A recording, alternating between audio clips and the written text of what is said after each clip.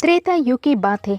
सरयू नदी के किनारे कौशल नाम का एक प्रसिद्ध राज्य था, जहाँ अज के पुत्र राजा दशरथ राज करते थे। अयोध्या उस राज्य की राजधानी थी। यह नगरी 12 योजन लंबी और 3 योजन चौड़ी थी। नगर के चारों ओर ऊंची चौड़ी दीवारें थी और उसके बाहर गहरी खाई। दीवार पर सैकड़ों संधियां रखी थी। सहस्रों सैनिक और महारथी नगर की रक्षा में तत्पर रहते थे। नगर के बीचों बीच राजमहल था। राजमहल से 8 सड़कें बराबर दूरी पर परकोटे तक जाती थी। नगर में उनके उद्यान, सरोवर और क्रीड़ागृह थे। ऊंची ऊंची अट्टालिकाएं थी, जिसमें विद्वान, सूरबीर, कलाकार, कारीगर और व्यापारी रहते थे। घर घर में लक्ष्मी का निवास था।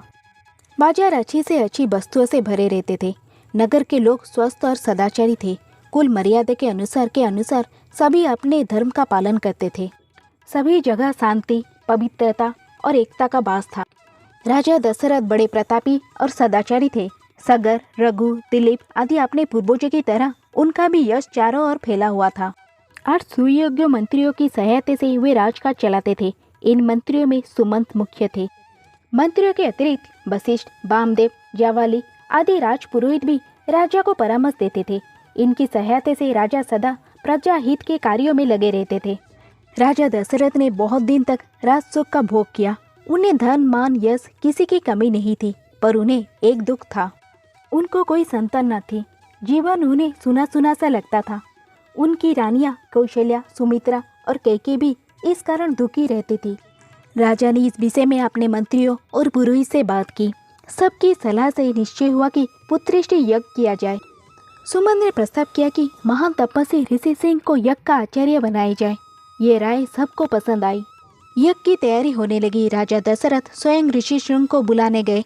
सब राजाओं को निमंत्रण दिया गया। मिथिला के राजा भी यज्ञ में शामिल होने के लिए आए। उनके ऋषि मुनि भी आमंत्रित होकर आए। सरयू नदी के किनारे यज्ञशाला का निर्माण हुआ। ऋषि सिंह ने शुभ मुहूर्त में यज्ञ प्रारंभ किया। यज्ञ का घोड़ा गया। 1 बरस बाद घोड़ा लौटकर आया। तब बड़ी रानी कौशल्या ने उनका तिलक किया।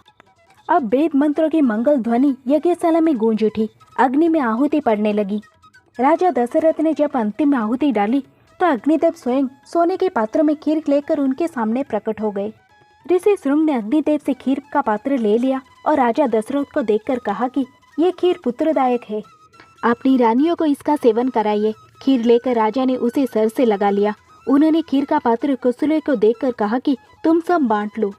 कौशल्या ने आधी खीर अपने लिए रख लिया, शेष सुमित्रा को दे दी। सुमित्रा ने उस आधे भाग का आधा अपने लिए रखकर शेष कैकेयी को दे दिया। कैकेयी ने उसमें से आधी खीर स्वयं ले ली और आधी सुमित्रा को ही लौटा दी। समय आने पर चैत्र मास की शुक्ल पक्ष की नवमी को बड़ी रानी कौशल्या के गर्भ से श्री राम ने जन्म लिया। इसी तिथि पर हम आज भी रामनवमी का पर्व मनाते हैं। मझली रानी सुमित्रा के 2 पुत्र हुए, लक्ष्मण और शत्रुघ्न। कैकेयी के एक पुत्र हुआ, उसका नाम भरत रखा गया। रेखा ने बड़ी धूमधाम से पुत्रोत्सव मनाया। राजमहल में मंगलाचार होने लगी और स्त्रियां बधाइयां गाने लगी। देवताओं ने फूलों की वर्षा की। अप्सराएं नृत्य करने लगी। राजा और प्रजा के हर्ष का ठिकाना न रहा। चारों राजकुमार बड़े सुंदर थे। धीरे धीरे वे बड़े हुए और साथ साथ खाने खेलने लगे। चारों में बड़ी प्रीत थी। लक्ष्मण राम के साथ अधिक रहते और शत्रुघ्न भरत के साथ। चारों भाई जब अयोध्या की गलियों में खेलने निकलते तब उन्हें देखकर ठगे से रह जाते। राम के रूप में अद्भुत आकर्षण था। उन्हें जो देखता वो देखता ही रह जाता।